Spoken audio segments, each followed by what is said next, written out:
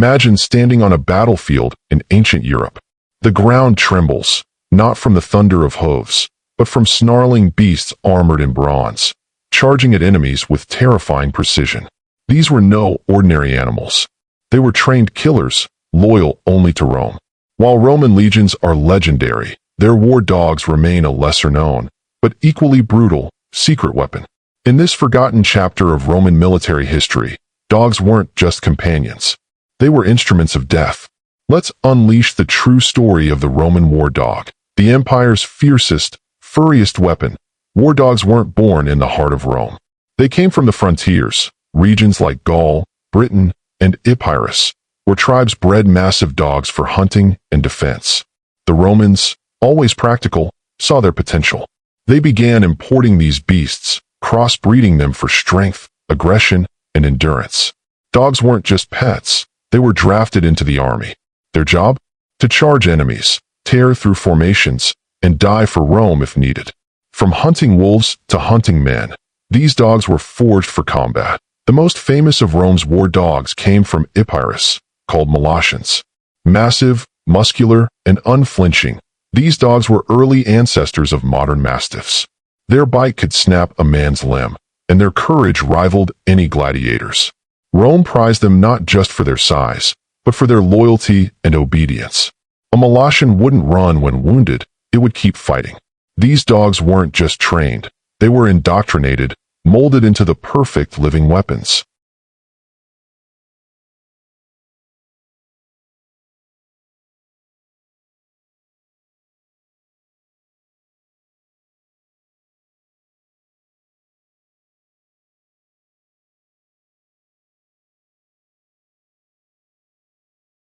War dog training in ancient Rome was brutal.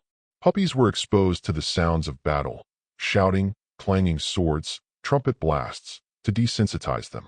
Trainers used raw meat to sharpen aggression, teaching dogs to attack on command, ignore distractions, and maul armored men.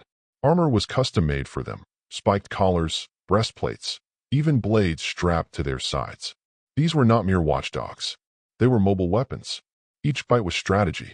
Each growl, a command. The Romans used war dogs strategically. During ambushes, dogs were unleashed first to disrupt enemy lines. In sieges, they were sent through tunnels to attack defenders from within. Some patrolled camps at night, others guarded commanders. In full-scale battles, dogs flanked enemy infantry, causing confusion and chaos.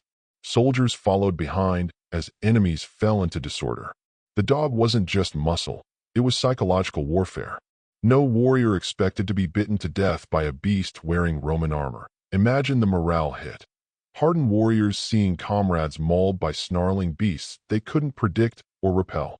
The very sound of a war dog's bark could break nerves. Dogs didn't feel fear like men. They didn't hesitate. They lunged. This unpredictability gave Rome an edge. Enemies feared the legions, but they were terrified of the dogs. Some even surrendered without a fight when dogs led the charge point. One of the most chilling accounts comes from Caesar's campaign in Gaul. Roman war dogs were deployed to counter ambushes in dense forests. Light, fast, and deadly, they hunted enemy scouts before they could strike.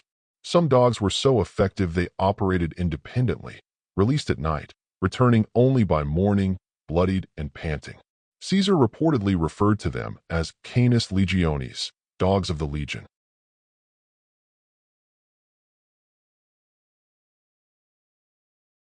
Shockingly, war dogs weren't just for land. Some Roman ships kept dogs aboard as a last line of defense during boarding actions. In close combat on decks slick with blood, dogs tore through enemy sailors while Roman marines followed. It wasn't common, but it happened. Dogs didn't care if the battle was on grass or timber. If Rome commanded, they obeyed. Rome didn't just train war dogs, they bred them for generations. Selective breeding created animals that were bigger, faster, and more loyal than any wild dog. Dogs raised in the army lived with soldiers, ate with them, trained with them. The bond was deep. Some soldiers preferred sleeping beside their dogs rather than their comrades. If a handler died in battle, some dogs refused to leave the corpse. Loyalty, until death. In the wars against Carthage, Rome faced elephants. Desperate to counter these beasts, They sent war dogs to harass the elephants' legs, forcing them into frenzy. The tactic was risky, many dogs died, but it worked. Elephants panicked, turning on their own troops. The smallest weapon, the dog, could bring down the largest. Rome's adaptability made the difference. The myth of Cerberus, the three-headed guard dog of the underworld, wasn't just legend. Romans saw their own war dogs as living embodiments of Cerberus. They even painted them on shields and armor, invoking the image of death itself. When these dogs were unleashed, it wasn't just war, it was judgment.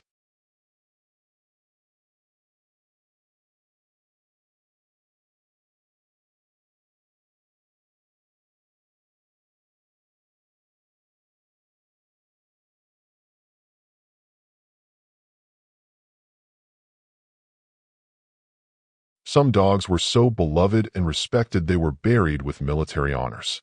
In one case, a tombstone was found with an inscription praising a dog who died protecting its master in Germania.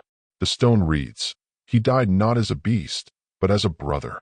Rome honored its animals not as tools, but as heroes. Roman citizens admired war dogs. Mosaics and statues depicted them with pride. Families who bred military dogs were seen as patriotic. Children were raised with stories of canine courage. These dogs weren't just for the army. They were symbols of Roman discipline, loyalty, and strength in the arena. War dogs were sometimes forced to fight for spectacle, against criminals, lions, or even other dogs. It was brutal. Many soldiers hated it. These were comrades, not entertainment. But the bloodthirst of the crowd often won. Rome was glory and gore in equal measure. Interestingly, women were sometimes involved in breeding and training. In outposts along the Danube and Rhine, Roman women helped raise litters destined for war. These women saw the dogs as protectors, not pets. In unstable frontier zones, a trained dog was the difference between life and death. After Rome fell, its war dog tradition didn't die. The Byzantines adopted the practice. Later, medieval knights bred dogs for battle. Even Hitler's Nazi regime referenced Roman dog tactics in World War II. The pawprints of Rome's war dogs stretch across history, bloody, deep, and unforgettable that today's military dogs, used by U.S. Navy SEALs, police K-9 units, and border patrol, owe their legacy to Rome. Their training, armor, and battlefield roles mirror Roman techniques. When a dog leads a team into danger, it walks in Roman footsteps. Why do dogs work so well in combat? It's primal. Humans are hardwired to fear animal attack. When a snarling beast targets you, logic disappears. Rome understood this. They weaponized fear, made it bark, bite, and never back down. Rome was a paradox, civilized yet savage. War dogs reflected this duality. They were nurtured and brutalized, loved and sacrificed. Rome gave them armor, but also sent them to die. These dogs were both heroes and victims of empire. You can expand this section with detailed fictional or historically inspired war accounts featuring dogs in specific battles. Caesar's Siege of Alesia, the Battle of Philippi, or imagine roles in conflicts in Dacia or Parthia.